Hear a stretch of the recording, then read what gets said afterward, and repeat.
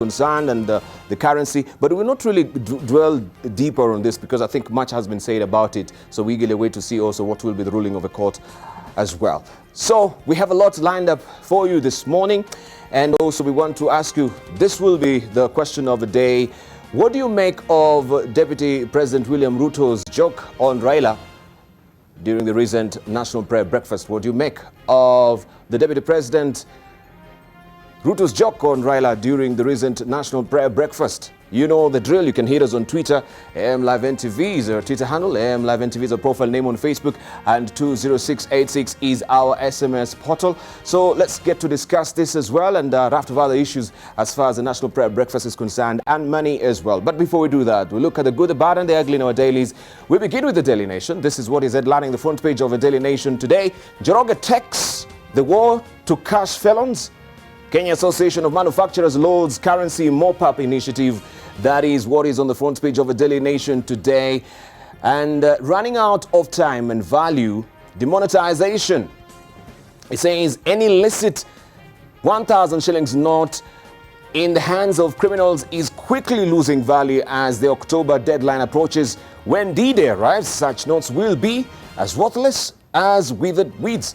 That is what we have on the front page of the Daily Nation today as a sub-headline there. And we have a quote from CBK Governor Patrick Njoroge saying, "I have spoken this morning to CEOs and operators of commercial and microfinance banks, and I will talk to the foreign exchange bureaus too." Trapped amid a legal hue and cry over Kenyatta portrait, the news on the collective neck of graft lords tightens as CBK announces it has reached out to central banks in the region to alert Nairobi of any suspicious transactions. You have this story continuing on page 4 of the Daily Nation this morning. As a cyber story, if Miss is safe, this is what PS Dr. Thuge is saying after hacking.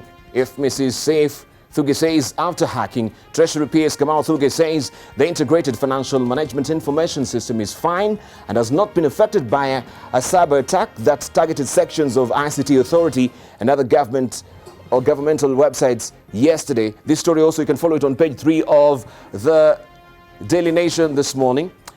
6 teenagers arrested after boys killing. Ishmael Shukar, who was 9, was kidnapped while on his way to Madrasa in Kakamega. The suspect demanded 50,000 shillings to spare him. You can follow the story inside the Daily Nation this morning. The Standard is up next, and this is what is headlining the front page of the Standard. CBK Governor, we are after money thieves. This is what he says. Trapdoor. Dr. Njoroge wants those holding of ill-gotten cash and launderers that CBK is hot in pursuit. Outlines measures aimed at nailing them and reveals neighboring states are involved in bid to avert cross-border cash dumping. This story continues on page 6 of the Standard today. Tough rules for getting new currencies. 5 million shillings. Kenyans wishing to exchange more than this amount will be required to contact CBK. 1 million shillings. Exchanging any amount less than this will only require visiting any bank to be served. 1 million shillings to 5 million shillings. A customer seeking to exchange between 1 million shillings and 5 million shillings to visit their banks and the lenders to follow the Know Your Customer rules. But those who do not operate bank accounts will be required to notify CBK for endorsement. So you have it here. 5 million shillings. Kenyans wishing to exchange more than this amount will be required to contact CBK. And of course, you can read the rest of the details inside page 6 of the Standard today. Also, 2 charged with killing child so as to get married.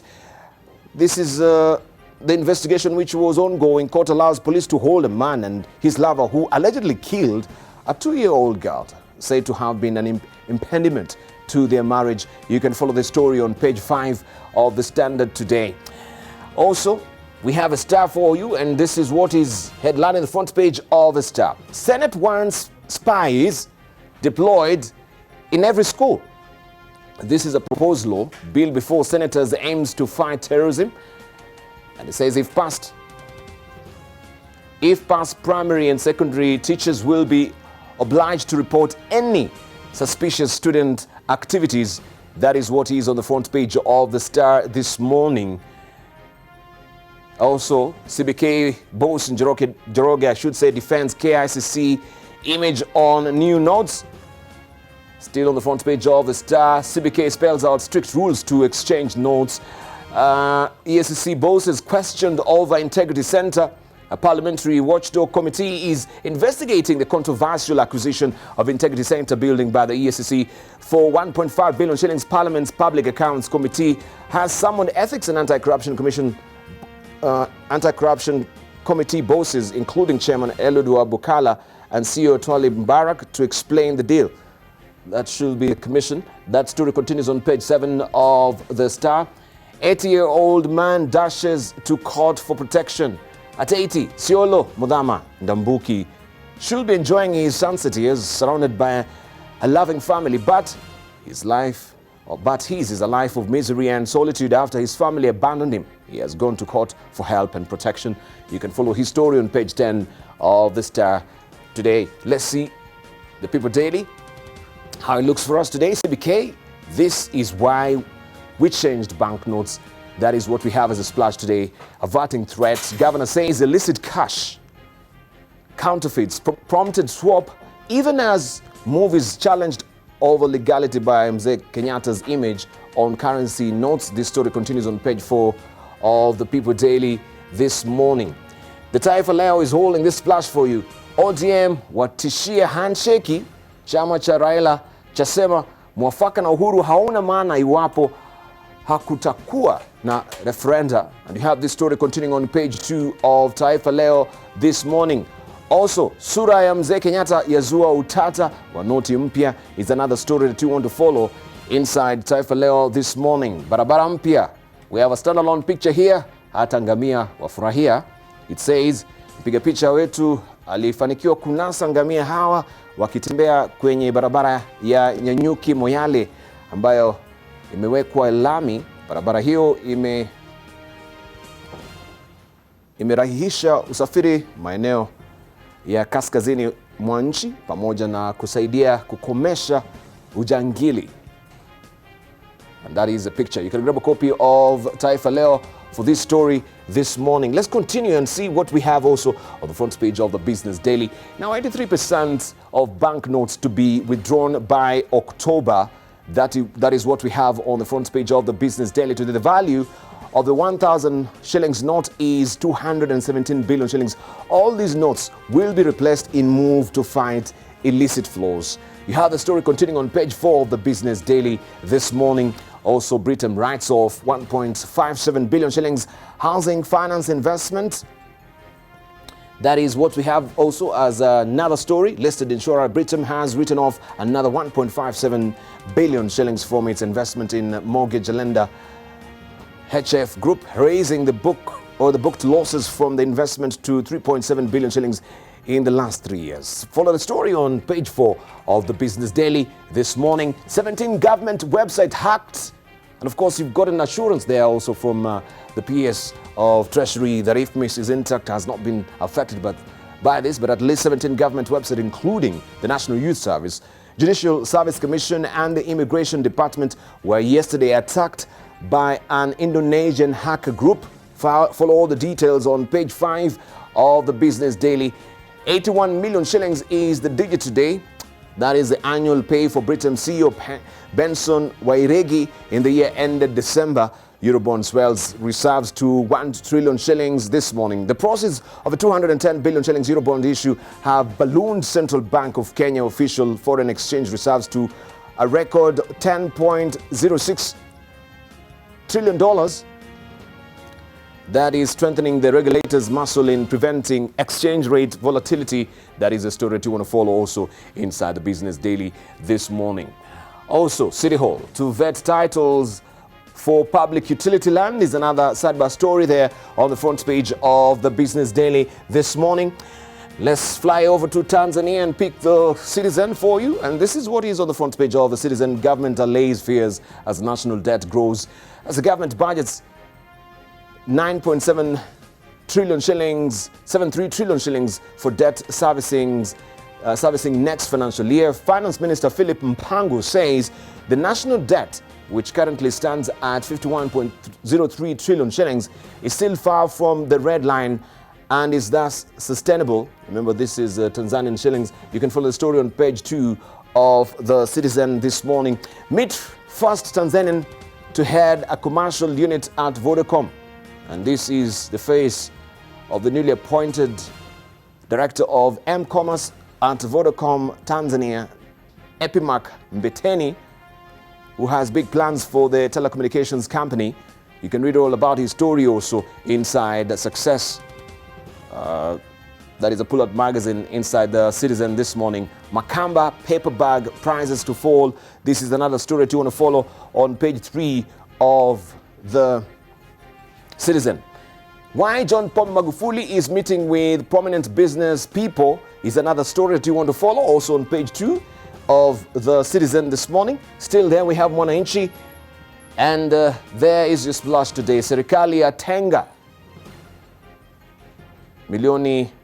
trilioni 9.72 kulipa deni la taifa. That is what we have on the front page of Mwananchi this morning. Also we can see wabunge wamchangia mamilioni aliyejifungua wanne kwa mpigo, and you can see the babies there, and this is a good salutary effort there from the parliamentarians in Tanzania. Rais Magufuli kuzungumza wafanya biashara wadogo 1,000. That is a story that you want to follow also inside on page 2 of Mwananchi.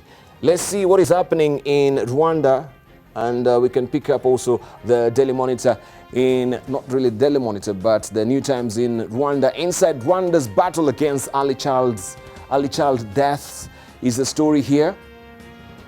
And you can follow the rest of the story on page 4 of the New Times. Also it says government seeks more investors to meet 310,000 units or units demand for housing. That the story continues on page 3 of the New Times if you're waking up in Rwanda this morning.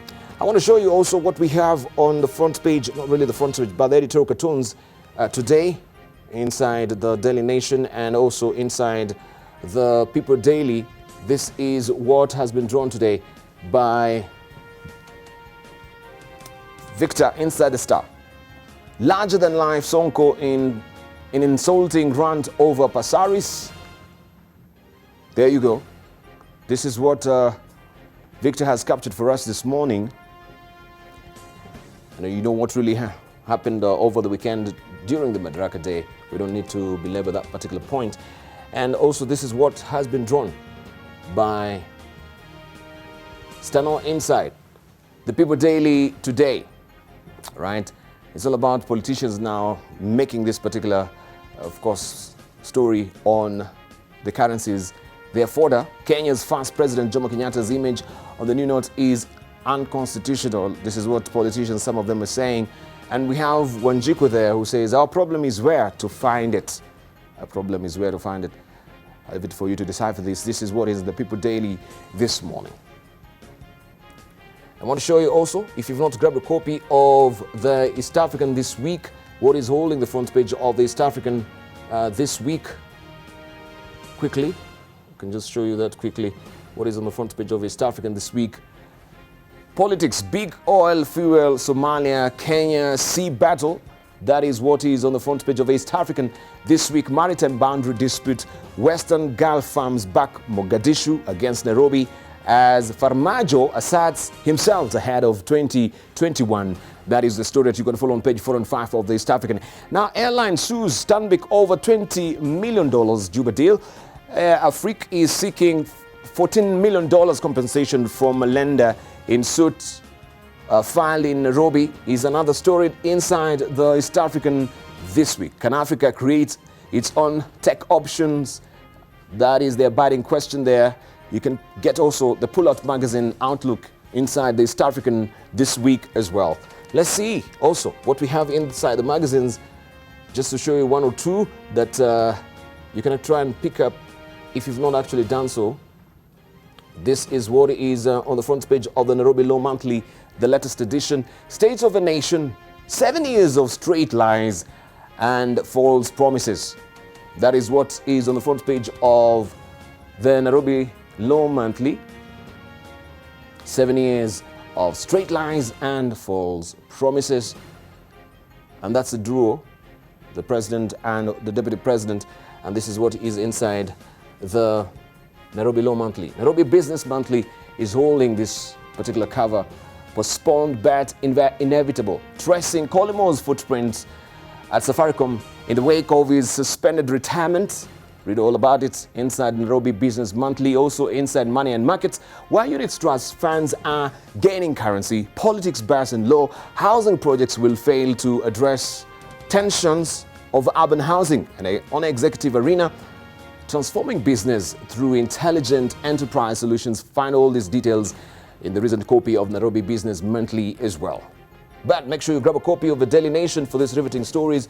Of course, following what is happening with the currency story, this is your headlining story this morning. Make sure you grab a copy to actually see what Njoroge says. Njoroge takes the war to cash felons, and also this has been lauded by Kenya Association of Manufacturers. It's all about the economy. That is what is on the front page of the Daily Nation today. And we know the Central Bank of Kenya has defended the constitutionality of this particular currency that has been issued, that is a new generation currency notes, unveiled on Saturday, arguing that due process was followed, contrary to claims made by politicians and activists. The CBK will, however, need to defend this position in court after activist Okiya Omtatah and East Africa Legislative Assembly MP Simon Mbugua filed petitions to stop the rollout of the new look currencies. We have followed the Constitution, not just by mistake, but completely as it should have been. It is true that there are those that claim that we had no right to withdraw the currency, and I think we will have that moment in court. The point is that we have always had that right, and we have used it in the past. The question is, will this country become a country of thieves, transactors of illicit flows, transactors of commodity, that sort of get-rich stuff? Is that what we want to found our country on? I mean, I would submit it's not. And also, the Ethics and Anti-Corruption Commission was at pains to explain the purchase of Integrity Center at a cost of 1.5 billion shillings. Appearing before the National Assembly Public Accounts Committee, EACC's commissioners said Parliament had okayed the purchase of the building. According to the Commissioner Paul Gashoka, the deal to purchase the building was made between the National Lands Commission, Parliament and the Treasury. The Commission was also at pains to explain why they agreed to release payments before examining the structural plans for the buildings. This land had been bought by Tegus at 400 million, hardly 4 years before. Then you are buying it at 1.5 billion. Almost 4 times in a space of 4 years. Even if it's appreciation, that is way beyond any appreciation of land that we know of. Parliament advised that EACC should proceed to compulsorily acquire Integrity Center. Consequently, EACC requested the National Treasury, void dated 10th April 2017, to advise on the process of a compulsory acquisition. The National Treasury advised on the process of compulsory acquisition void data that dated 13 April 2017. Further, the National Treasury allocated 1.2 billion in financial year 2017-18 towards the compulsory acquisition. I'm asking Commissioner Gachoka, yes, why did you go ahead to authorize the procurement of this property without first getting access to the designs? What were you buying, if I may ask you? That the issues that the honorable members are raising are the issues that we as commissioners had raised. Yeah. Sorry. And it is the issue, and you realize that this process of acquisition had gone on for years. In our report. Or you raised as a commission? Even in the issue of the drawings, we have requested for the drawings. So you are at a commission, you are those issues? And remember, yes, I'm a procurement specialist, by the way. I chaired the Public Procurement Appeals Board. If this thing was going, it was not through, the normal procurement process. And that is why you realize that when it comes to the national compulsory acquisition, it is different from acquisition. How did somebody who's acquiring for you the land which is the National Land Commission, at the same time do for you evaluation. It's like this Chinese contract, where they give the loan, they do the road, they commission it, and they hand it over.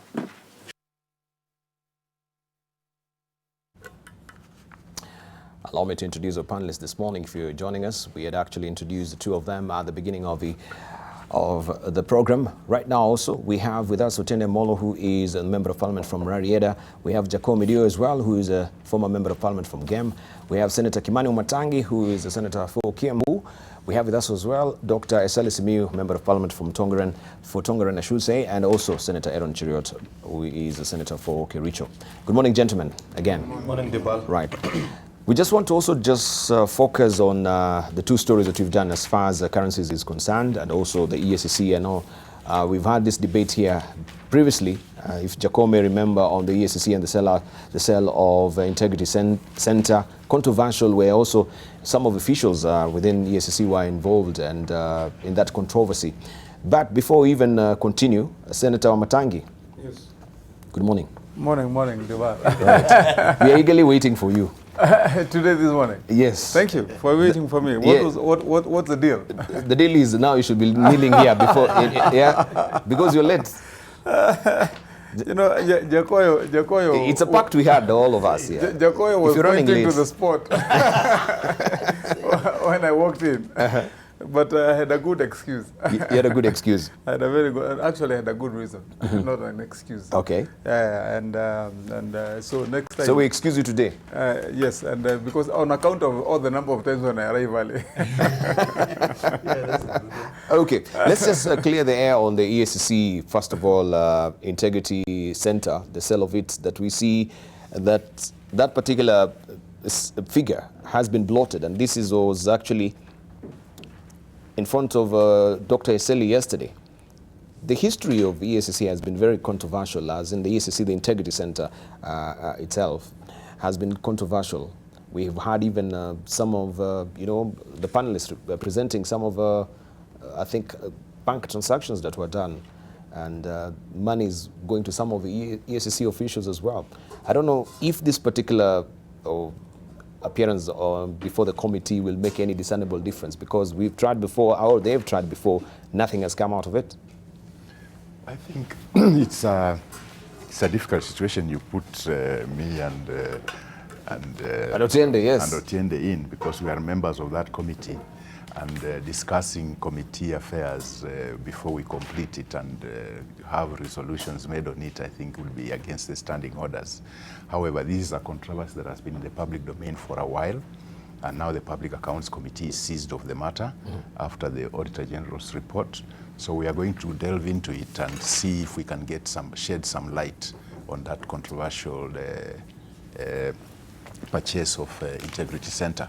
But I think I would be very constrained to try to add anything more than that, because then I would be breaching the standing orders, and that might not be very good for me.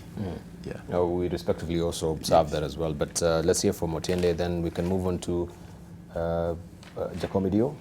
Yeah, I agree with Dr. Eseli, because the matter is live. Indeed, the EACC appeared before us yesterday, and we adjourned to continue in the inquiry.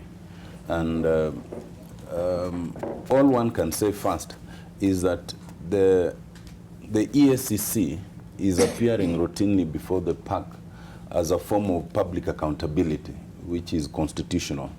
And so any instance of historical discussion may not have come in the context in which PAC is now looking at the matter, because now for the first time it has come in its proper form for inquiry.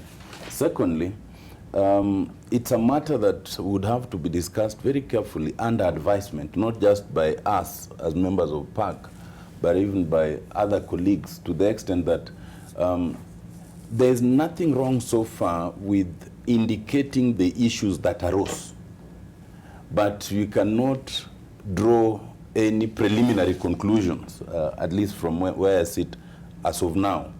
So the only thing I can say is to rephrase the issues that arose, not how they are dealt with. And so far there are 4 issues that arose on which the committee is still inquiring. And the first issue is whether the EACC properly compulsorily acquired. There's what we call compulsory acquisition, as opposed to acquiring property by negotiation. Compulsory acquisition is where the government decides that it wants some particular land and it must have it, and whether the owner wants to sell it or not, then the government will have it. As opposed to by private treaty, where you say we want this building and you also want to sell, what is the sale price, can we negotiate it or not? That's the first issue. The second issue that was under consideration is the value of the property. And the issue being that in 2013, it is said that those who owned the property acquired it for 400 million. And in 2017, then the EACC paid 1.53 billion for the same property. And so the committee is inquiring as to whether that was reasonable. The third issue was about valuation of that property. Under compulsory acquisition, the National Land Commission is mandated to acquire the property on behalf of the government. But in this case, it is also the National Land Commission that valued the property. And so the issue arose as to whether, as the person acquiring, it is legitimate for you also to be the one valuing and not the Ministry of Land. And the last issue so far, well, there were many other small issues, was the process of the change of the property. Yes. You will remember that this is property that was held by Trust Bank, then it came into the hands of the DPF, then it moved from the hands of the DPF to the private entities in a way that was explained. Whether that explanation is reasonable or not is for a later date. But that process of change of ownership was also an issue there. So I would not want to say anything in terms of, beyond the issues that arose for now. Okay. Yes. All right. Jacoyo, if maybe you can refresh your memory from where this is emanating from. I would have liked to ask Otiende, that chronology, has it come before you? Who are the lawyers informed, the law firm informed? I was a member of finance committee when this issue arose. And it's a law firm of Mubaya, who later became Mubaya, Aden and Wetangula, that later became Mubaya, who has now been appointed ambassador. They were the ones collecting rent from EACC for many years, and we raised the issue. It is interesting, Debarl, the gentleman who has just spoken has said something very interesting, that sometime in 2017, Parliament advised the compulsory acquisition. I didn't know Parliament has those powers to advise government to compulsory acquire something. Number two, he said that in April, they sent a letter to Treasury. 2017, that was 4 months to the election. So you must look at the timing of it. And the time to steal this money from Kenyans when Parliament was already home. Because Parliament, if you look at the election calendar, you see that people actually were sent home just around that time. I can't remember the exact date, but it was March sometime. Or yes, then we were called back just to come and redo the budget, to pass it. It is not possible that there was anything like that came before Parliament. So that is where a criminal investigation must start. This is a serious criminal case. And from the way the guy is talking, there is somebody in Parliament who was involved, or a few people in Parliament were involved, and EACC people were involved. I can also tell you, Land Commission is culpable, because everything there's nothing they are saying there which is logical, Debarl. We must know, here we have an MP who is in a law firm involved in this thing. Then you have the deputy director of EACC who is also involved in the same law firm. This is as dirty as it gets. They should, if I was the DCI, I would be following this case from the beginning. But lastly, Debarl, how is this different from the cases of land in SGR? Who owned this house originally, this building? This is government building. Government acquiring a building, somebody purporting to have bought a building of the government, then selling to the government. It is not their, it's not theirs. This is government house. The only thing, it's called integrity center, but the only thing it lacks is integrity, and this whole process lacks integrity. Right, let's hear from Aaron Cheriot. You know, the reason I am laughing, Debarl, is because it tells you of our challenges sometimes as a country. You know, somebody who's not from Kenya will be forgiven if they realized later that actually what we are discussing is corruption at the Ethics and Anti-Corruption Commission. Yes. It just tells you how interesting a republic we are, and how the whole of this capture thing is, and how as a society, you know, many times I see you people in the media, Debarl, when you talk about corruption, you look at us the politicians. But politicians, for example, the active ones, there are only 400 in this country, out of over 40 million Kenyans. So it tells you we are 0.1%. For corruption to thrive the way it thrives, it tells you that the rest of Kenyans are perhaps even more complacent and part of the rot more than even the politicians. The psyche and the mind of a Kenyan is that given an opportunity at whatever place, even when you make them head of security at a building like Nation Building down here, for somebody to come in, they'll devise a way of extorting something from them. It is something that we have within us as Kenyans, which is really unfortunate. And the debate that we have never been able to shift to, because we love talking about it, and it appears as if you can only talk about corruption and you think about particular politician that you like and you don't like. If it is about the gold scam, because now it is linked towards a particular faction that you don't like, yeah, you cheer and say, yeah, we must know the truth about this. If it shifts to another issue that now appears to be tainting a particular political camp that you dislike, then people cheer on. It tells you how unserious we are about this particular issue. Yet it is a serious societal problem. What we have is a breakdown of our complete values system as a society. It has absolutely nothing to do with the politicians and the people in office. It is us. What is it that has happened to our country that makes almost every other particular Kenyan, given an office, they become vulnerable, and they think that the only thing I've come to do in this particular office is to make money, which is really, it happens in the media, it happens almost in every other place.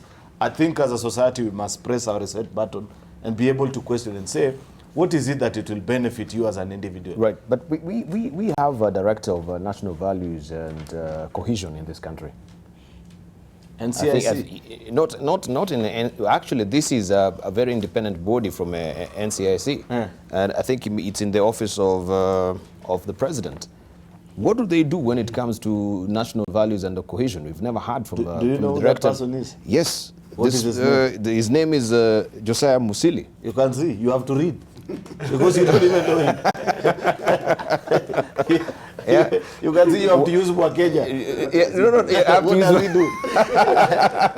I'm surprised even you do not know that we have a director of a national cohesion. Yes, so when it comes to instituting the national values in this country, which is Article 10 of the Constitution, this should be the remit of this directorate, isn't it? Yeah, it's true. But what is the Parliament doing to make sure that such people also are accounted for? Because they draw from the exchequer. Parliament is a patient also in hospital.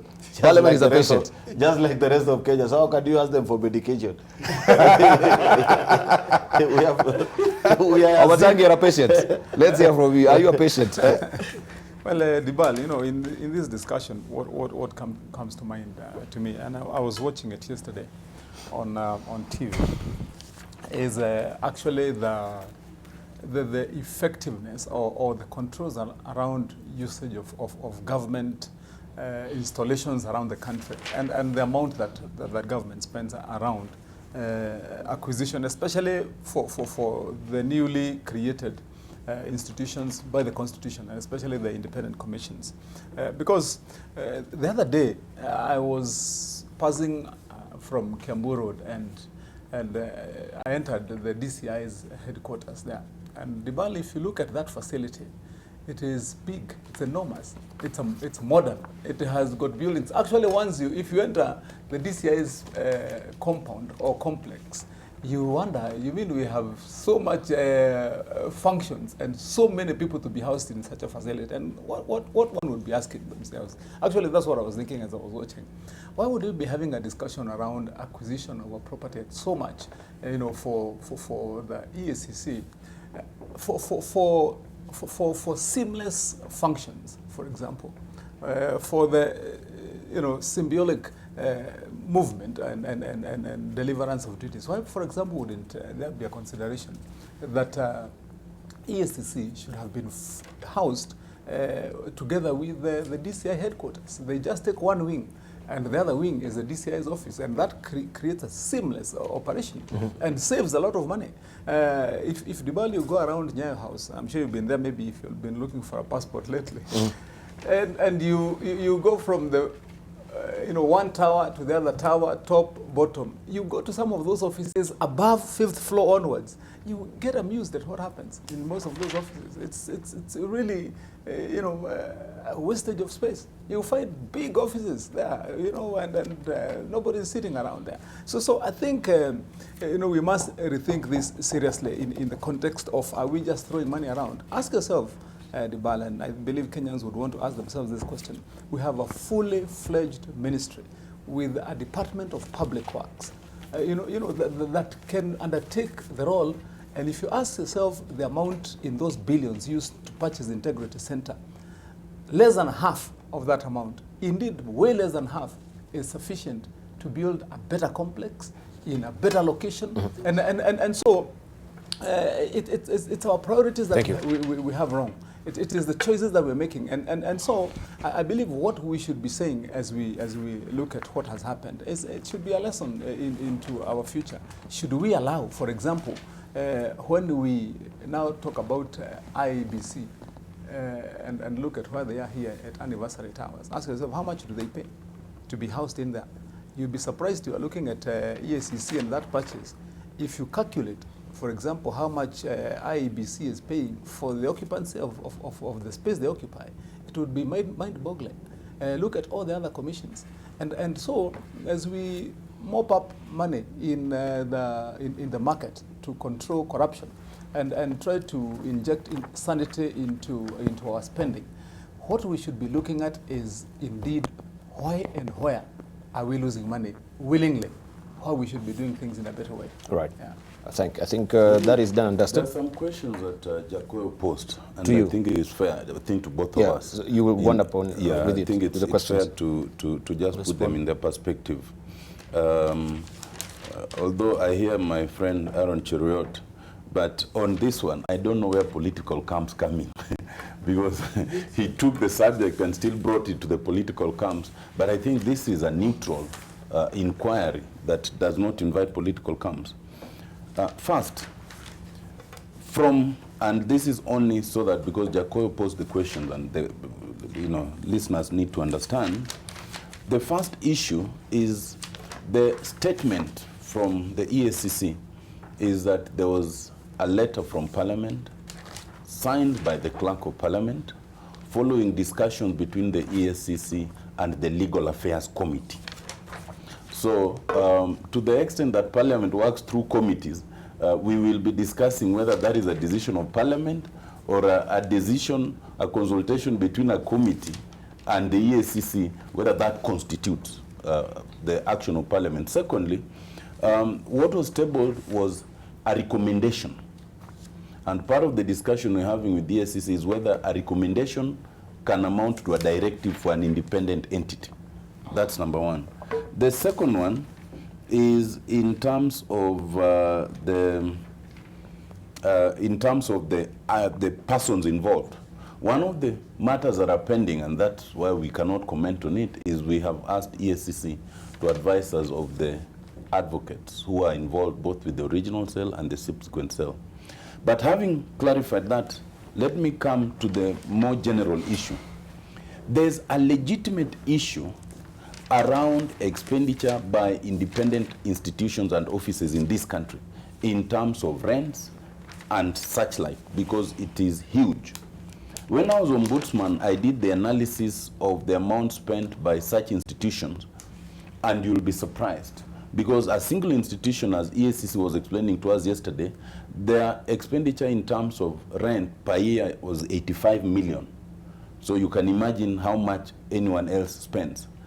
And that is spent on private buildings and private entities at a time that government has a lot of buildings, some of which are being sold, including this telecom house, I think, is on sale.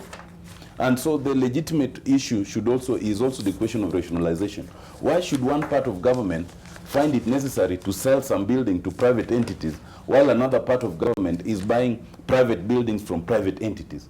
The third one around it is what Senator Matangi was talking about, and which is what we recommended.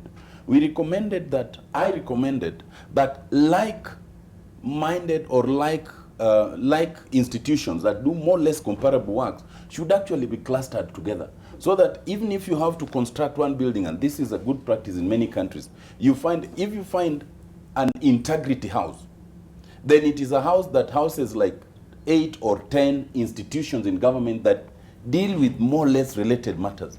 And one of the proposals that I made then, which was adopted by the Auditor General, was for the Treasury to approve construction of a building that could house virtually all these commissions. You will be surprised, you know where the Israeli embassy is. The plot next, which is now used for parking, as a parking lot, actually belongs to government. It belongs to the Auditor General. And the Auditor General, following that recommendation, requested Treasury to approve so that a big building could be constructed, which would house, the Auditor General would house a number of other institutions. The same Treasury that approved the purchase of this integrity center at 1.5 billion declined that request by the Auditor General. And the Auditor General is still housed at Anniversary Towers. Anniversary Towers. So right there's a legitimate question outside of this inquiry into the rationalization of expenditure by government around private buildings and acquisition of private buildings. Lastly, you brought the question of national cohesion and all. I think it is right to say that the fundamental entity that Parliament so far can and should deal with is the National Cohesion and Integration Commission. Although you know that recently somebody went to court to challenge Parliament's involvement in terms of appointment, and that's a side issue. But even the idea of having a private entity, a private person and office in OP that deals with cohesion in itself is part of the problem. That you create independent institutions to deal with a matter, then you create parallel offices run within other ministries to deal with the same matter. And the end result is to cripple all of them. And now that's not the problem, Parliament, because Parliament does not control what happens in OP. That is a problem of the institutional framework within the executive setup. Right, thank you. I think that does it right now. Just a small one. This Otiende has said something very interesting, that Legal Affairs Committee was the one which was consulted and gave an opinion. But all committees of Parliament submit reports to the plenary. This is a case of theft. You know, there is no parliamentary committee, Senate or National Assembly, that can do a report and the report becomes authentic. The report is only a report after approval of the general sitting. So if it is true that they dealt with some people in a Legal Affairs Committee, that just smacks of corruption. And I can tell you, That is not a report of Parliament. Right. Let's eagerly await also for Dr. Eseli and Lieutenant Molo to, carry on with their investigations. And if we'll get a report as well, then we can be able to try and tease out some of their findings as well on the program. But briefly, before we take a short break, and I also buckle down to the topic of the day, we want just to comment or just get your reactions on the new currency and the debate that right now is on. Are we headed to the courts? Very briefly, we don't need to belabor the point. Dr. Eseli? I think the decision was late. It should have been done much earlier to demonetize and change the currency because the constitution stated so. We took too long.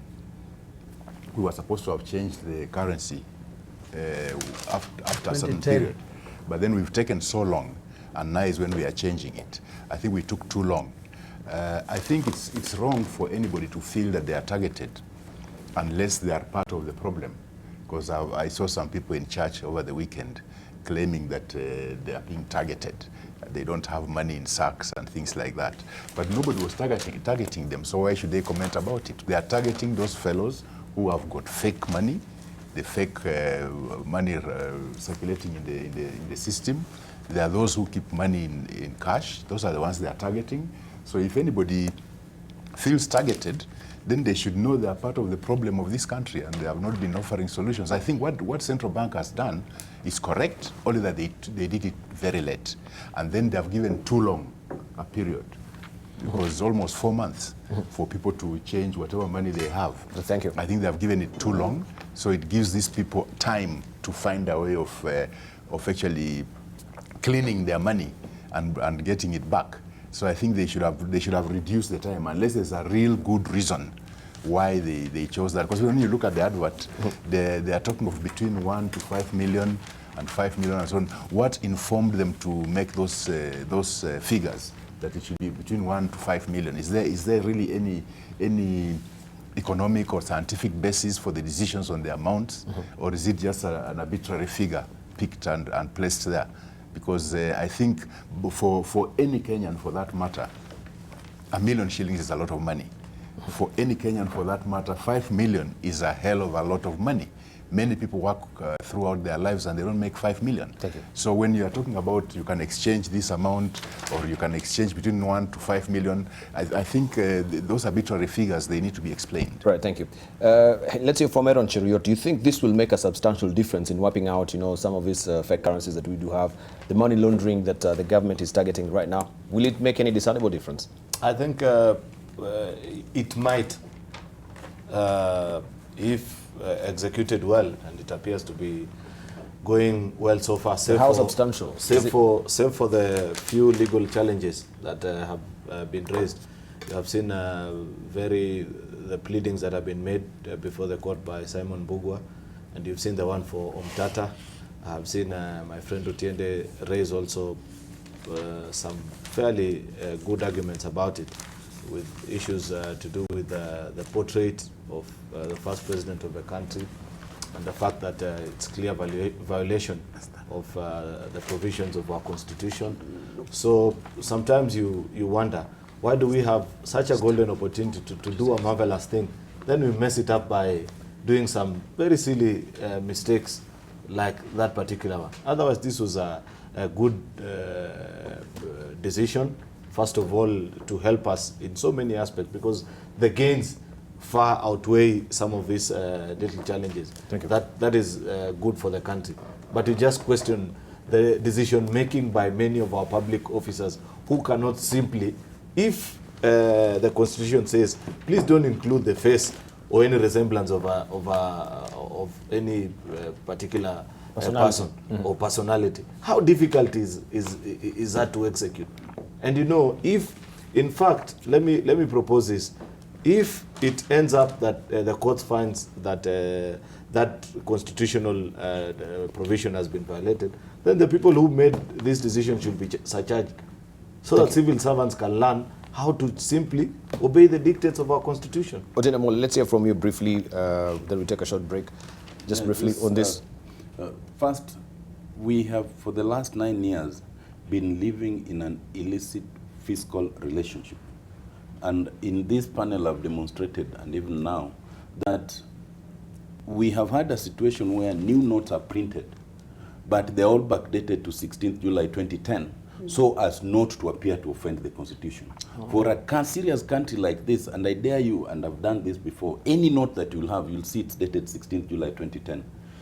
A country such as ours should not live in that kind of denial and hypocrisy. Secondly, I think this was a good move, but marred by a small unnecessary detail, as Aaron Cheruiyot is saying. The idea of launching a new note should be the greatest thing that happens. And it should not be a situation where then it is subject to interpretation and the governor of central bank says, we will leave it to the court to interpret. This should be a big thing that should not be the subject of judicial interpretation. It should be without any doubt. And thirdly, I agree that it is a good move and it might actually help us clean some of the copious and tons of amounts of money that people appear to keep in their houses. And I do not doubt, if going by some of the rates we've seen, where people, unimaginable amounts of money, including in foreign currency, are kept, including in banks. I shudder to imagine how much more such a person has kept in their vault in their house. And for that reason, I think that it's a very good move. It is a timely move. I don't know whether the idea of up to 1st of October is a good thing. I do not know what instructs that, but I would imagine that the governor of central bank has good reasons, because if it is too sudden, it might also interfere with the fiscal arrangements. Thank you. But I think it's a good thing. Right. Well, we want to take a short break right now. When we circle back, of course, we'll hear from Jacoy and Omatangi briefly. Then we'll also gravitate to the topic of the day. Here's a question I'll be asking you this morning. Of course, we're reflecting back to what happened last week. We had back to look at the politics of the week that has been, as far as the National Prayer Breakfast also is concerned. We're asking you this morning, what do you make of Deputy President William Ruto's joke on Raila during the recent National Prayer Breakfast? Right? What do you make of Deputy President William Ruto's joke on Raila during the recent National Prayer Breakfast? Hit us on Twitter. AM Live NTV is a Twitter handle. AM Live NTV, a profile name on Facebook. And 20686, our SMS portal. Also, you can tweet me at Debarl Inea as well. We take a short break right now. When we circle back, we shall be looking at that and a raft of other issues here on People and Politics.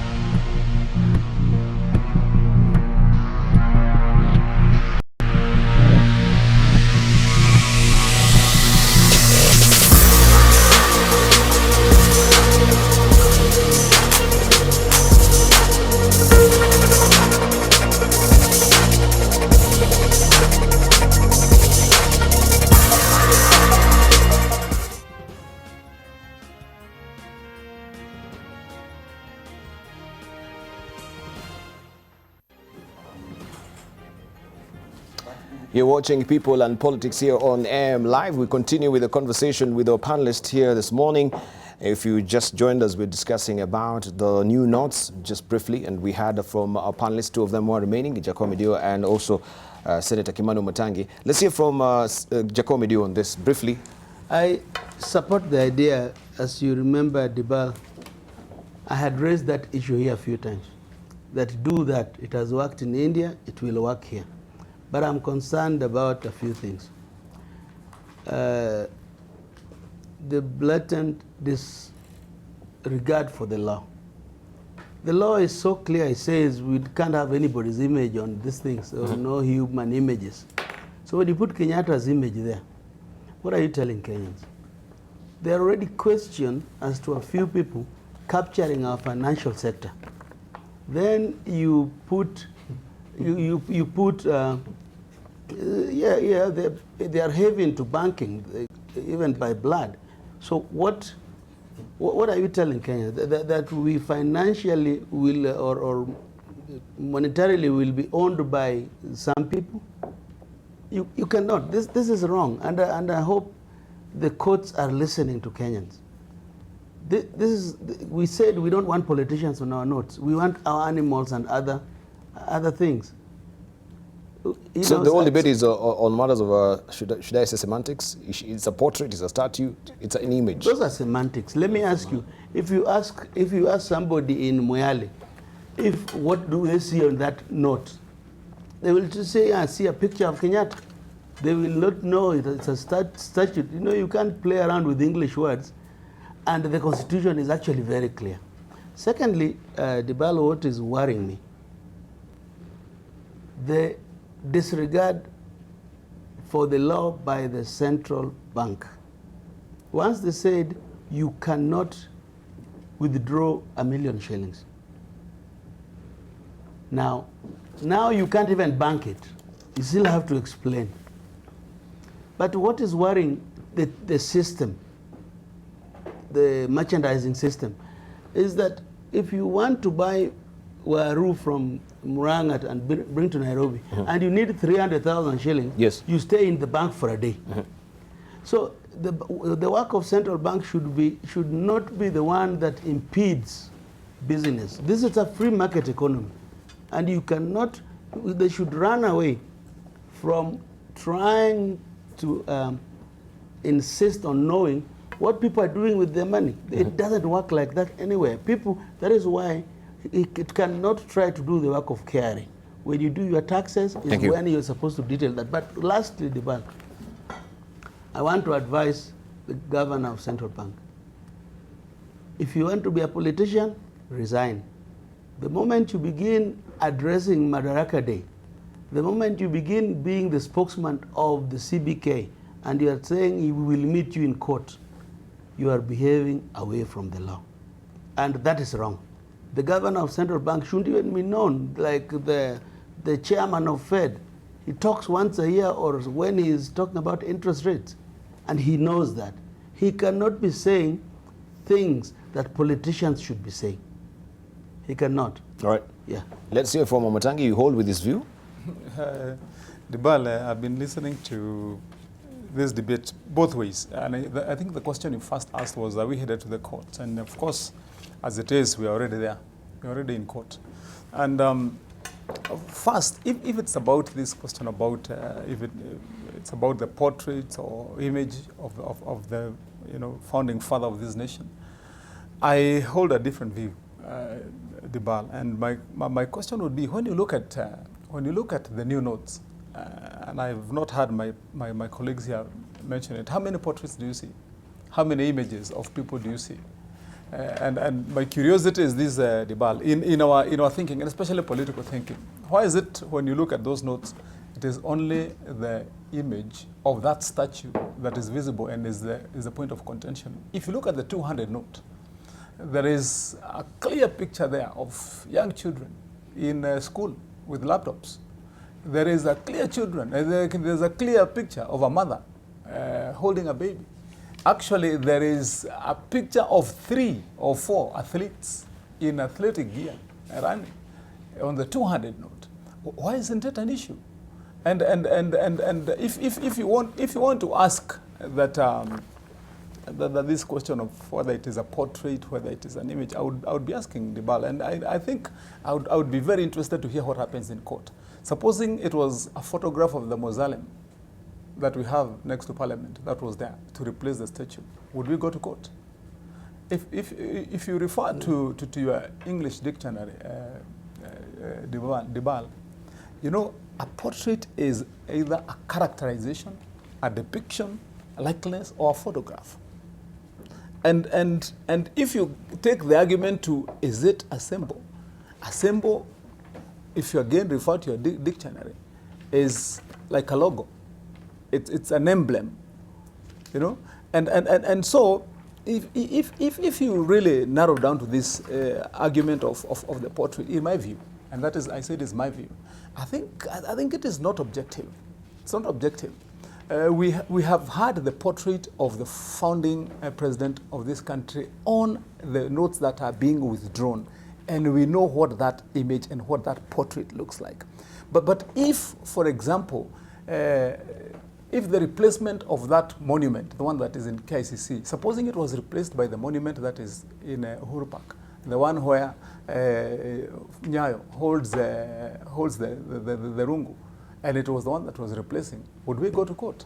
And yet, in the minds of everybody, you know that depiction of that portrait would be portraying that era. In my view, Debarl, and I think you gave everybody an opportunity, let me finish. My view is this, that holding or having the statue there, because it is symbolic of the struggles and the break to independence of this country, at KICC actually, which is also a monument in itself.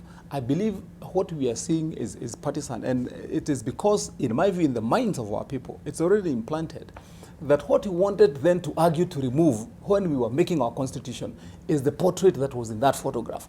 And so any other statue that may have the same person or depiction would then elicit that kind of concern. Now, Debarl, lastly, what I would be asking myself also on this issue of the mopping up and the introduction of the new cash is, what are we aiming to achieve fully?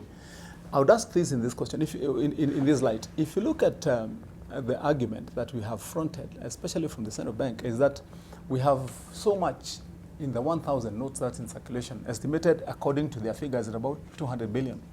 Look at the latest release of what is the value of, for example, the top 10 richest Kenyans. The top richest Kenyan family, I'm sure you've seen that online, is valued at almost $50 billion. So the top 10 richest people would probably have more than $300 billion. Now, where is the comparison between what we say is really what we are trying to mop up and the amount in circulation? Lastly, Debarl, is on the question of, is this really going to work or not? And you would want to ask this question. So what happens if you take your 100 billion that you have been having and manage to change it and then acquire the new notes and go and accumulate it? Would that be a crime if you keep it again in your store? Are we criminalizing keeping money? I'm asking that question in light of, if you look at the newspapers, even yesterday, there's this trend where you find that the headlines are Jacoyo arrested carrying 1 million. You know, and are we criminalizing carrying 1 million shillings? We would have to it is, what I'm saying is that it is the structures that work. Today, if you go to this estate called Eastleigh, Debarl, or even here in the city market, across the road here, city market, and you enter all those stores in city market, you can mop up in foreign currency, probably more than $1 billion or more in a day. Now, so what you'll be asking yourself is, what are we dealing with? Because if you do not have the structures in place, and you're saying that the stopgap measures that should be there to control the economy and make sure that all currency that is in circulation, whether foreign or local, is captured within the structured economy. The way we have done it, we are trying to now climb the tree from the top. There is absolutely zero control, and especially when it comes to foreign exchange. Thank you, Wamatangi. Today, Debarl, as I finalize, in You've been Nairobi. finalizing, Omatang, to In the last Nairobi. point. No. Just a minute, Debarl. Okay. You've been finalizing. Can I? As I am. To my last point, finally, on this issue. Hey. Now, or as I finish. You know, I wanted to say this, Debarl. Do you know that, Debarl, for you now, if you walked across the road or went to Eastleigh to send money, for example, to China, to Britain, to wherever, if you are carrying 10 or 20 million now, you do not need any formal system to send that money. Outside this country or receive it. You just need to walk into somebody's small office, a makeshift one, give them that cash. It will be transferred somewhere in Britain, in the US or wherever, and vice versa. So unless we have strict, structured controls that capture this in the economy, thank you, we can't win in the all right, I think Wamatangi has exhausted all that you wanted to say. He's summarized. Well, because we want to move to the topic of the day. No. He needs to be corrected in certain fundamental results. Yes. First of all, Senator Matangi must read the Constitution, Article 231(4). I have it, yeah. On portraits and statues, yes. Before you come to bearing the image, what the Constitution requires is that the notes and coins may bear the images that depict or symbolize Kenya or an aspect of Kenya. So the first question is, does that image symbolize Kenya or an aspect of Kenya? Absolutely. That's number one. No, I'm saying this for purpose of going for what you are saying, the monuments and all. And if you went that way, the answer would be no. It's a yes. The Moi monument and whichever other monument are not necessarily symbolizing Kenya. They are symbolizing the power of a person for a period. Does the Lincoln Memorial... Let him finish, Senator Matangi. Senator Matangi. Please. You would then come to the second question. Shall not bear the portrait of any individual. It does not say the picture. Yes. Portrait in any word it means representation, including even an engraving. And the truth is, if you look at all these notes, you will clearly see the portrait of the founding president. The fact that in the 200 note you have some, children and some athletes does not reduce it. It means you are saying even that one is wrong. Yes. But it's over lesser wrong because those ones you can't identify who they are. But this you can clearly identify. Thirdly, that's a bias. I think what we should look at, and this is not a debate about the founding president and all. This is a debate of what Kenyans decided. Yes. In the Constitution. And so it's a debate about respecting the Constitution or not respecting the Constitution. Thank you. So all those other arguments would not serve. Could you summarize, please? No. You had your time. Let's say from Eseli and Aaron Chirot, we wind up on it. This cynical interpretation of the Constitution is a hallmark of this administration. They have done that several times. Whenever they need to do something constitutional, they interpret it cynically, like the way they have done with the currency. So I think it's a habit they have, but I'm not surprised because under the 2010 Constitution, one was non-committal and one was completely against it. So I'm not surprised that the interpretation of the Constitution. So lastly, I think I want to agree with Otiende on this one, that the line that is being pursued by Senator Wamatangi, for me, is totally misleading. And I think that debate, the chance to have that debate was in August 2010. Yes. And Kenyans had that debate on whether we wanted to have any particular individual on our currency, and they said not. And in fact, I want to push this argument further, Debarl, and say, perhaps a time has come for us as a country, and I've seen people raise this, to have a discussion on how we name our national strategic assets. You know, the truth of the matter is that in the formation of Kenya as a republic, there are various people that have made various contributions and who, unfortunately, up to date, remain largely unknown because we, the politicians, have sort of clouded the entire space such that we have everything named after us.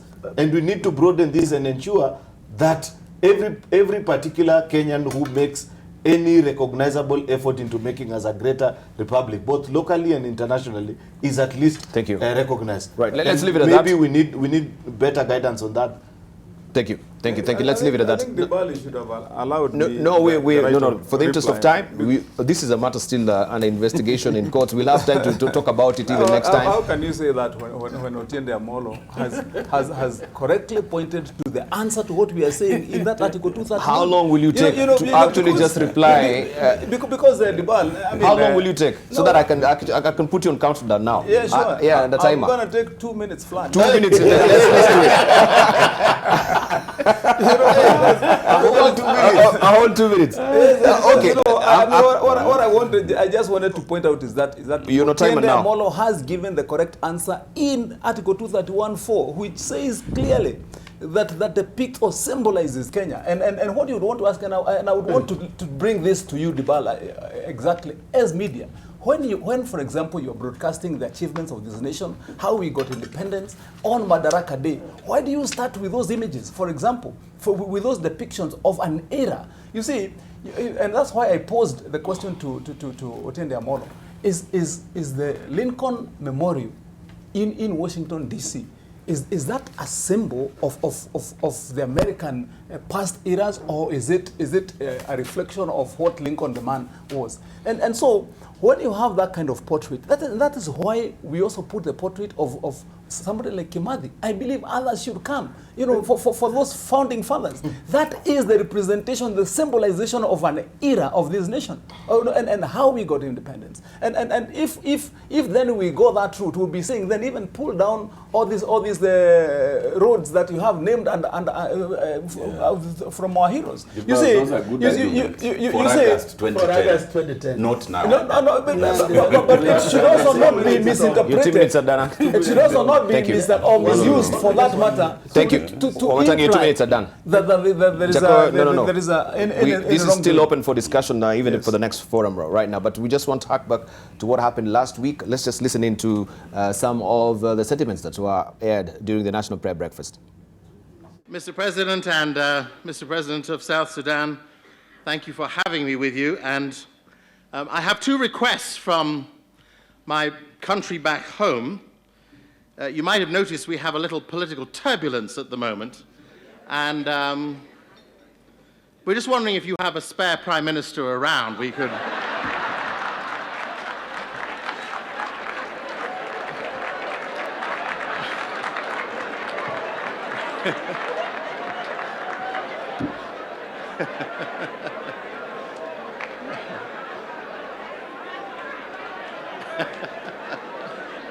And because you have been good to us,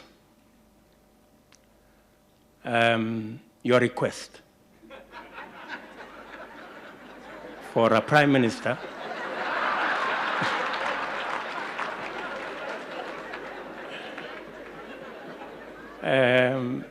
we have a retired one in Kenya, and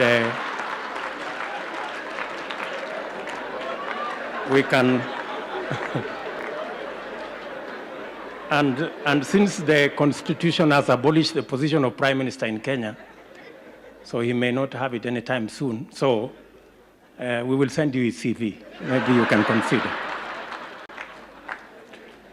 Kenya will be a different country in less than 5 years. That's number one. We love talking about it.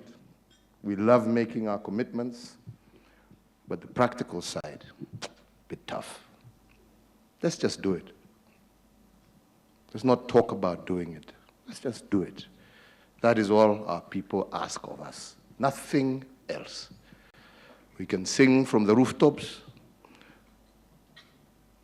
but all our people want is for us to do what we've said.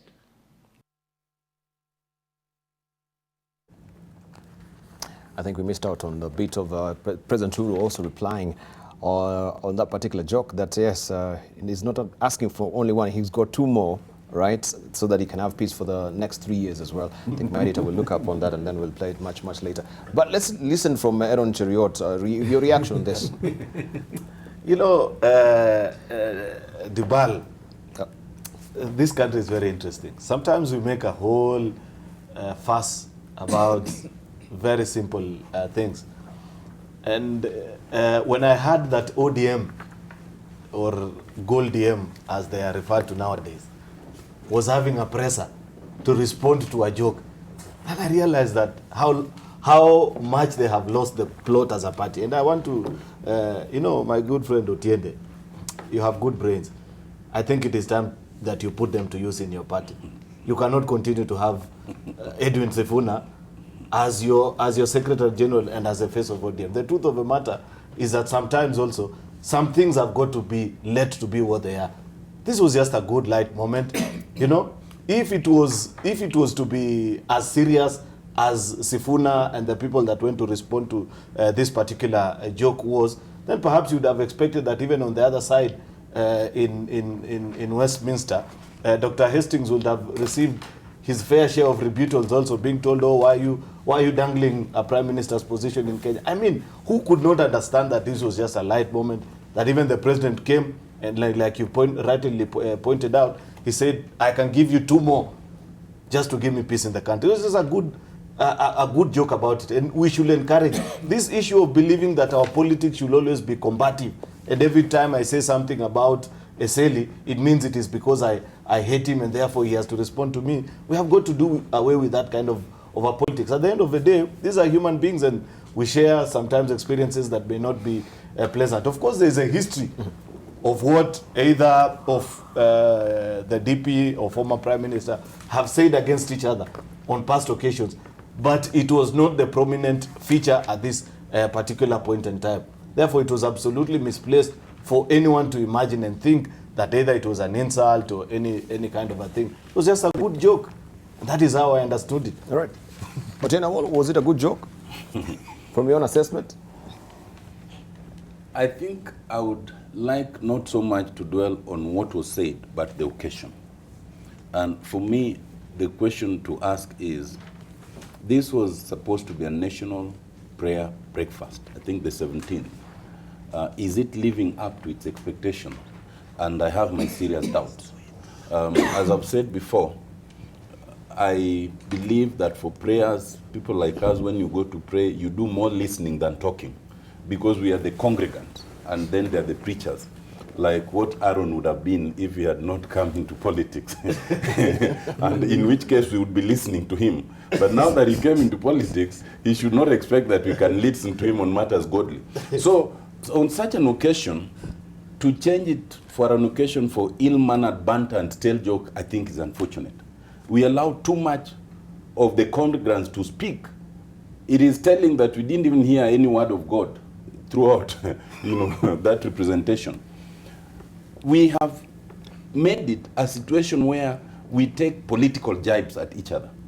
It is a situation where the deputy president seeks to explain why he donates so much money and what he has God to thank for. And it's the occasion when the president also has his manner of responding and saying that you must now practice what you say. I mean, we all know what all those words mean. It is the occasion of taking a joke, not at the former PM, but at the country. When you say we as a country, we have, people, PMs, 2 or 3 or 4 to donate, it is a joke at us. So for me, I think that it was all ill-mannered banter and stale jokes. It demonstrates why we need to rethink the format and the necessity for that national prayer breakfast, so that if it is prayer, then let's go for prayer. Let's not make it an occasion for political banter and bad jokes. All right. Let's hear from Eseli. I think we are forgetting the person who started it all. It was Hastings who started it all. Yeah. And I think, to me, it's a very, very amusing kind of scenario. I think what Hastings created there is something that tells us that perhaps the whole world, especially the UK, recognizes Raila. Because if they can talk about that and reduce it to Raila, then I think it's something that perhaps is good for Raila. So nobody in ODM should complain. Yeah. I think it's good for Raila. In the sense that what makes you think that Hastings had Raila in mind? But Hastings coming to Kenya, he must have looked at the history of Kenya. He knew, he's not a fool. He knew what he was talking about. I don't think he was just throwing it around. I think he was trying to imply that they wouldn't mind having Raila as their boss in the UK. I think Raila's people should not complain. I think this is good for Raila. But all the same, it doesn't mean that we should accept insolence at high places. I think it's not good.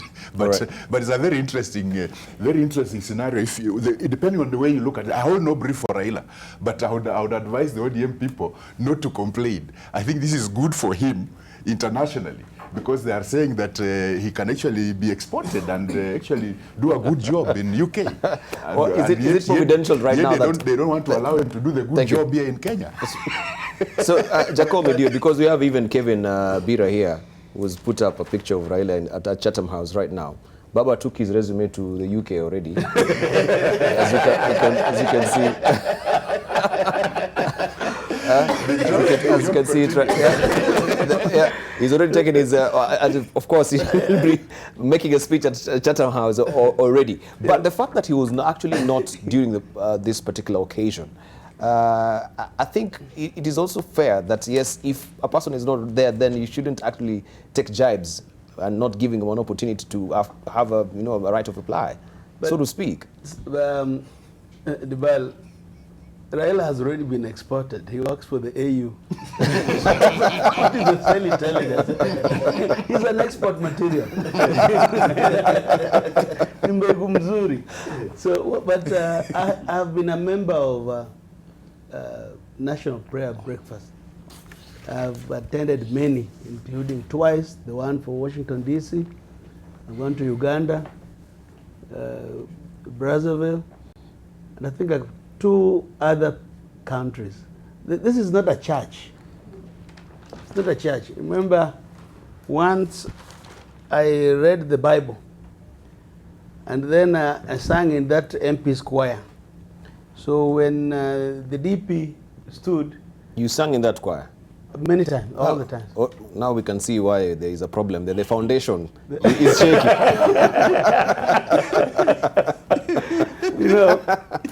It is a day to pray for the country. It's to bring leaders together. Well, I was in the first one after post-election violence. I was the only person from ODM who attended. It was a time people were not talking to each other. So we were saying, how is it that we can get all leaders there? Now it has matured that leaders are accepting of it. They come. It is good for the nation to see leaders at least wishing Kenya well, at least praying for our future. That's all it's about. It is not praying for us. It's about praying for all of us. I was telling you that I was there when after I read the Bible, when William came, he said he was so surprised to see Waititu and Midio singing in the choir, which I think it's a good thing. But I see nothing wrong with the joke. Mm-hmm. At least William spoke and didn't say anything negative towards a fellow leader. He said nothing negative. Mm-hmm. And from looking at him, you know my views about William Ruto. But on this one, tunamchokoza. Mm-hmm. He never meant anything ill. I think the ODM brigade took it wrongly. I only have one issue with what Uhuru said, that we talk without action. It is Uhuru who talks without action. Uhuru, we love you. You have ministers mentioned in your cabinet. You have said, he said in parliament that they were going to go through due process. On Madaraka Day, he said they must step aside. They are still in office nearly 4 days later. Which Uhuru do Kenyans should believe? Who should we believe? The one who spoke in parliament or the one who was in Narok? If he is serious about war against graft, we should not be enjoying jokes. He should talk tough, but walk the talk. Okay, let's hear from Mwatange. Debarl, I would take the view that Dr. Hastings must have known. The words he used. He said that if you have a spare, if you have a spare one. He didn't say lend as yours, or if you have one. He said if you have a spare one. And so he must have been knowing that there is already one. So I believe that even for ODM to react to the request for a spare one, and they know that theirs is not spare. It is already, I think it was an overreaction. But you know, what is amusing was in the reaction by the president, because of course you remember he himself was the deputy prime minister. And then I think we also had, that was Musalia Mudavadi. And was Kalonzo Musyoka ever one? He was the vice president. Oh, he was vice president, yeah. So, You know, when you mentioned Musalia next to Japan, you have to be very careful. He gets very excited. no, I mean, I would be thinking that when the president was talking about the other two, and then the debate ended with the contestation by ODM, they could have been locking the doors for potential ones who might be willing, like Musalia. I mean, you know, it's a major opportunity. I hope the joke was not intended to depict a swap between the one they have, they wanted to replace in the UK, and what would be giving them. But I think the mood, the atmosphere of that day really was jocular, and you can see from the body language of the deputy president when he's speaking. He's actually, you can read that he's trying to find words, you know, to make it funnier, and pick them carefully so that it comes out as a joke. I don't think it was intended as slur in my view, and sometimes though there might be hard feelings, sometimes there may be tough competition between political competitors. It's okay once in a while to let it go, by introducing or by joking a little bit, letting each other know, or each other know that it's really not held in the hearts of the two, that it's a personal rivalry, really. It's competition, and I believe when Raila comes, where is Raila?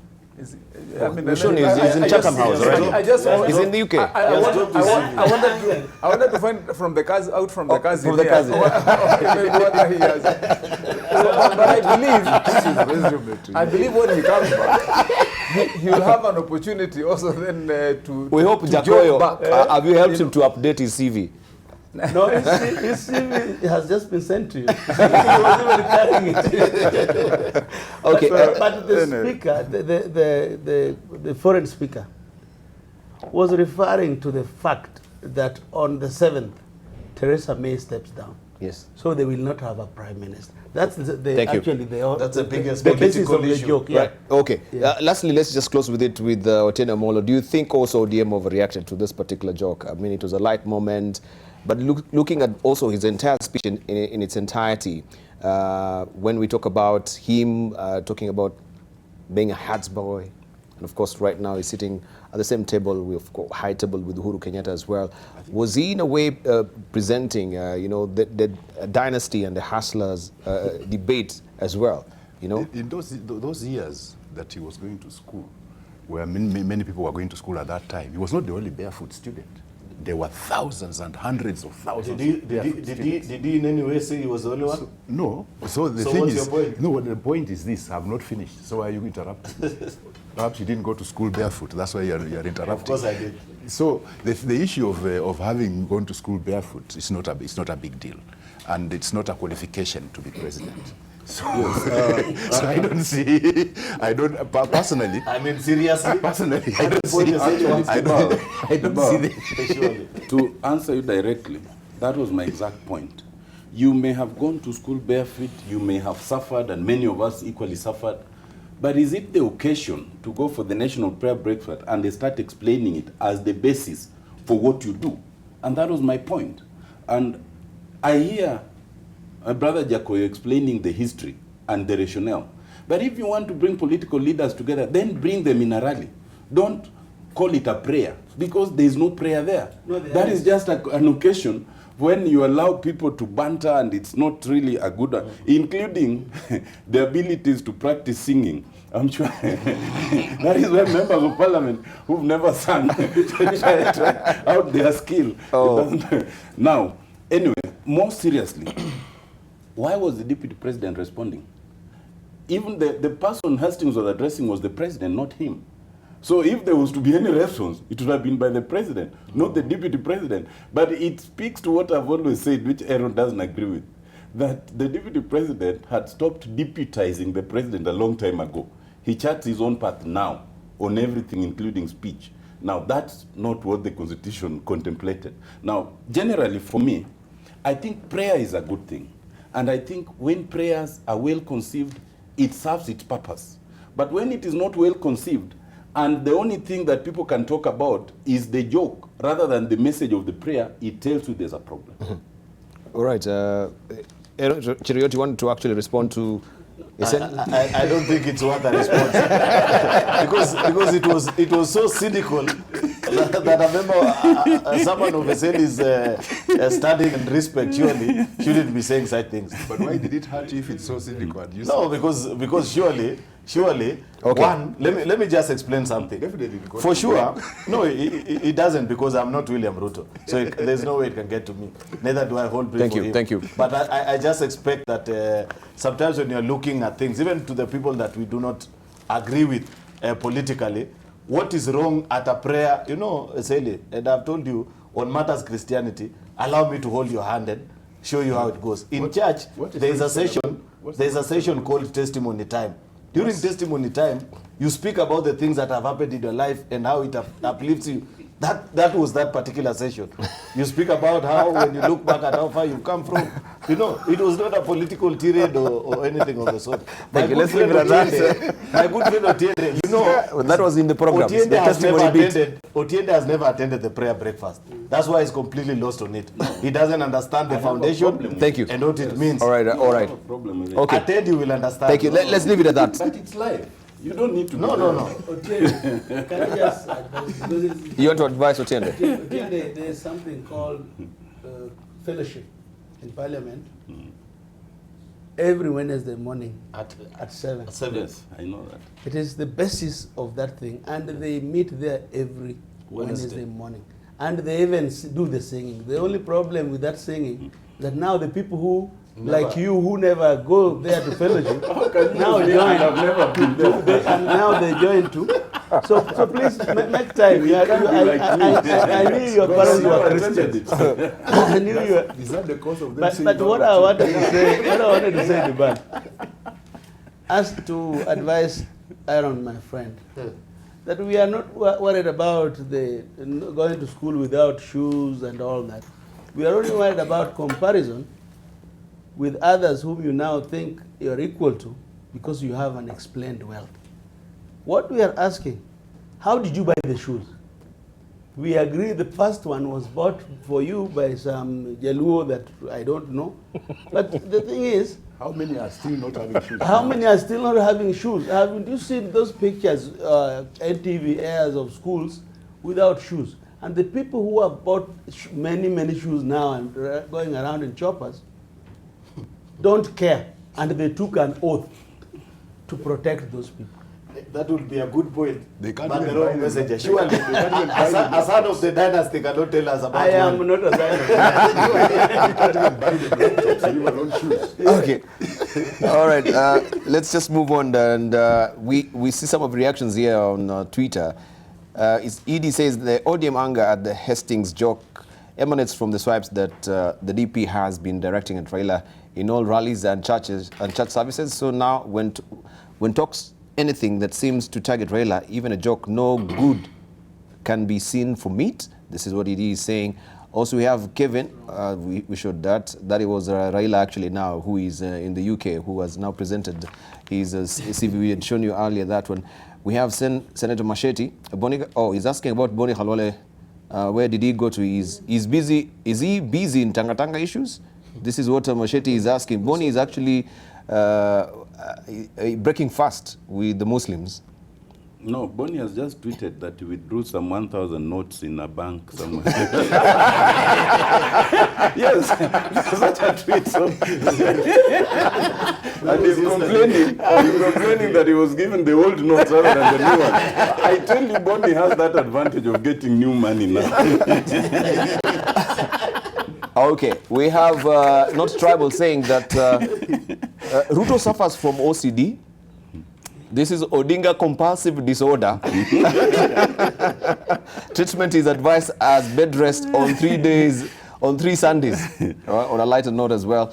And also we have Honorable Boni saying that Ruto wants Raila to contest for presidency. This is a moniker, not the real Boni. In 2022, that's why he keeps provoking him. He knows if Raila fronts someone, then yeye kwisha. Those are reactions from Twitter, a lot of them as well. Let's just come back to this particular discussion as well, and looking at the role of Raila Odinga, because also it seems there's some people who are taking special umbrage with some of the delegated authority that he has right now from President Uhuru Kenyatta. First of all, meeting cabinet secretaries, launching government projects, and also consulting the heads of states frequently. People are raising questions around these particular new assignments, while we know his role is actually in the African Union. So where is this predicated on as far as the delegations are concerned? Eseli? Sorry, I didn't get your question. Oh, who got back? You got? Yes, please. I mean, first of all, I do not know who would be taking issue. It would be important, excuse me, to mention who would be taking issue. I know that the formation to which my friend Aaron belongs might be those who are taking issue, going by how bitter some of the statements from the Deputy President lately are. But I think anyone taking an issue that would be completely misplaced for 2 reasons. First of all, Raila is the high representative for infrastructure in Africa. Kenya is in Africa. And so meeting any official in the Kenyan government in that context cannot be wrong. You know? Secondly, Raila has his own personal charisma. And that charisma he has always had, which is why Eseli would say Dr. Hastings would recognize him, which is why Senator Matangi, said what he said. So even beyond being the high representative for Africa, his own charisma would invite that kind of a situation, not just being a person who is who has been a statesman for some time, but also a person who you cannot wish away in the political formation. And more importantly, many have attacked the handshake and the BBI and all that, but anybody who's reasonable and who has the future of this country at heart would agree that the handshake represents the biggest political move in current times and has given us the opportunity to move forward more than we could have. And therefore, if anybody were, interacts with Raila in that capacity of recognition, I see nothing wrong. I think as a nation, we are in a very dangerous state, in the sense that everything we do is in reaction to what Raila is doing. We don't seem to have any other agenda ourselves as a nation. And that is very dangerous, because it means that whatever moves we make, we are always looking at where Raila is. And that means that we've sort of lost our responsibilities, even as leaders in this country, that when we go to sleep, we are dreaming Raila. When we wake up, we are thinking of Raila, either to counter him or to do something about him. I think that kind of situation is pathological. We need to get out of it. We need to get out of it so we can move on. And I'm sure Raila will reinvent himself so many times. But the rest of us need to also recognize that we have a responsibility as Kenyans to see things for what they are. And right now, this continued obsession about Raila, so that everywhere somebody makes a comment is referring to Raila, either Raila this, Raila that, Raila this, Raila that. I think we need to get out of it. It's becoming pathological and it's not healthy for this country. And I think in the process, we are going to actually even damage Raila himself as a human being.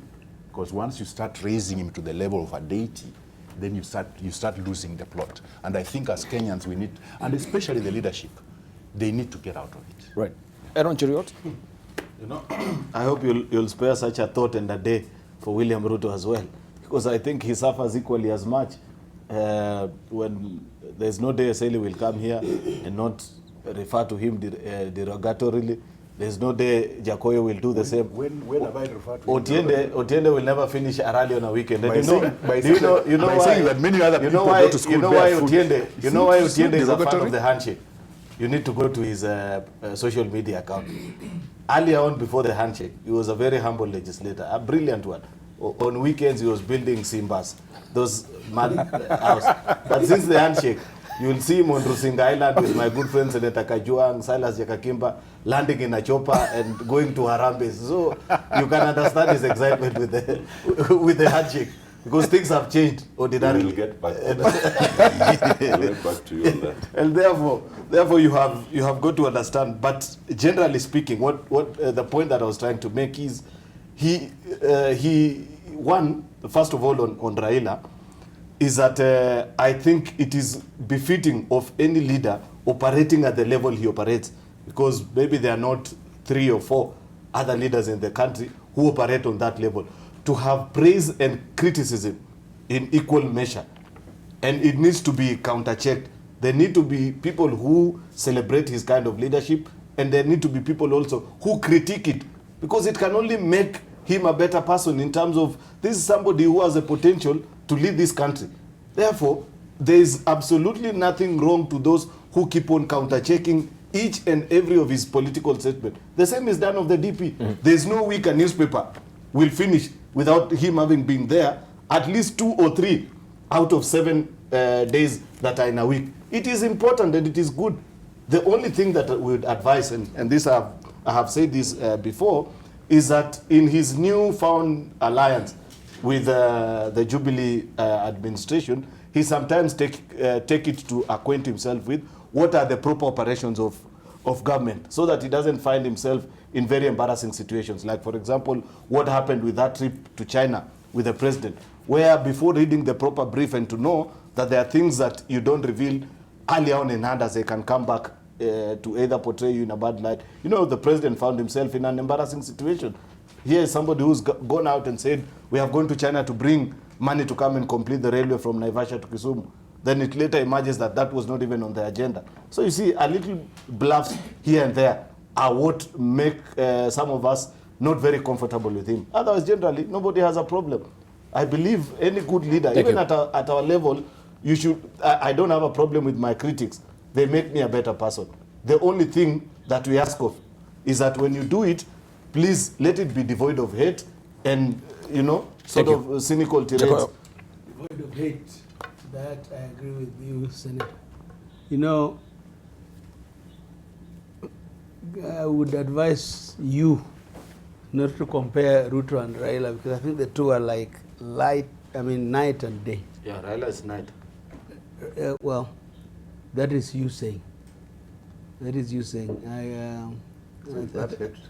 That is hate speech also. So the two are like night and day. You are putting words into my own mouth. And I can tell you, when Raila spoke about the railway, it is infrastructure. He was going to seek money that can bring railway to Kenya as AU, not as Kenya government. And he went to China as a representative of the AU. You know, that is infrastructure. You know, the fact that it was turned against him to mean that, and it is Team Tanga that were trying to portray Uhuru as somebody who failed to get a loan. So the mere fact that Raila spoke about it in Sondu, he fell a victim of misinformation. But I thought that is the work of Raila in the AU that this country sent him to. Secondly, as a representative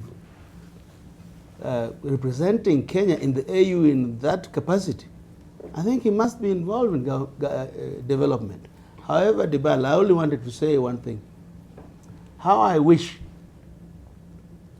William Ruto, Raila Odinga, all these leaders, including Kalonzo Musyoka, Musalia, and Uhuru, sat down and figured out what most reasonable Kenyans are talking about, that there is very little of our fabric left, and that we must figure out which way. Elections are 38 months away if you don't change the constitution. Can this IEBC run an election? Is it possible? Which way in and how do you do an election where people don't kill one another after every 5 years? Now that Raila is in this mix, and he controls half of this country. Why can't we, since the handshake, how haven't we had of a meeting on which way forward as a country? Are we going to do it like we did this other one, which we selected IBC members, I think 7 months before an election? This is where we are, because as I hear it, what I saw the deputy president say that day at Safari Park, said there is no referendum, sending a message.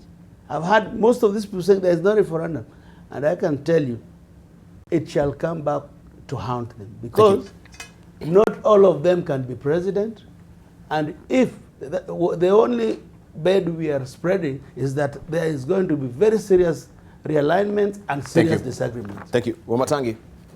Debarl, you know, if I understood your question well, I think if I would rephrase it, what you're asking, because in the initial you asked where is the president in their working relationship with Raila, drawing the power to extend the privileges and the power he's given to sometimes to execute to the former prime minister.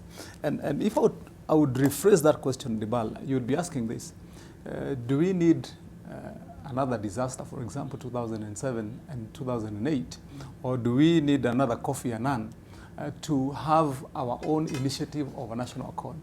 Or do we need to go through the processes of Serena and discussions and formalization to adapt an accord that says that we should and are able to work together? And I believe, you know, drawing from that, if you look at every political contestation globally, most of the time what happens is that the two top contenders, and remember what happened during Trump's case and the very hotly contested battle with Clinton. And nobody ever believed that Clinton would take that walk she said she took in the morning up a mountain, and he came down and said, you know, I concede and I will support and we'll work together. And that actualization, when you say that and make it real, is I believe what you would be looking at. It is my conviction, speaking objectively, that the situation that we have been in, and Debarl, let me say this, that would also be untrue to ourselves and to our people if we did not acknowledge that we have a hierarchy of political sway. That you would say that Uhuru Kenyatta is influential despite the fact that he's president as a politician. That you would say that William Ruto is influential despite being the deputy president, and Raila Odinga, and the others. And so when it comes to that one discussion, what should happen in the immediate after an election? Should we encourage, and I believe that we don't need a written law. We do not need a formal discussion or sitting whereby you would be saying that amongst those top contenders, you can have a discussion whereby you will say, let us bring this country together. Let us do things for the sake of having a united way and a better way of doing things. Thank you. So, in my view, as long as, and that's what I've always maintained, in my view, as long as the handshake, the cooperation between the two remains confined to ensuring that we have a better country, that we have more peaceful processes, that there is more unity. As long as it remains confined to that, there is absolutely no problem with it. Thank you. The only problem, let me finalize, as I always do, is that the only problem. Thank you, Omatagi. The only problem, and Debarl, you know why I always have to you know why I have to finalize? It's because you have this bad habit of interjecting. No, because I finalize. And so if you don't want me to finalize, no, you finalize. So stop interjecting. Then I'll finalize. We are out of time. What I wanted to put across is that you know, because it's important for us to be realistic when we put this across the bank, that only when we lace that unity with politics, then we taint its intention. Thank you. As Let's- long as let's leave it at that. it remains pure, then we are good with it. Thank you, thank you. I cannot even be able to give you time to actually give your headline thoughts because Omatangi has consumed all the time. Next time I'm gonna come with a timer to actually, we'll do it next week. We'll do it, and I'll come with a timer. My timer, the bell, red card and yellow card. On behalf of the team, give me 10 seconds. No. We don't need It is not politics. No, it's not politics. Thank you very much. You've been not watching People and politics. Politics. It's not politics. I want to celebrate Divo Korigi and Wanyama. You know, He has another new watch. and for sure I have a new watch. He was missing. That's you see, he was missing last time, and he's come with a new watch. I have a new watch, but I didn't want to wear it.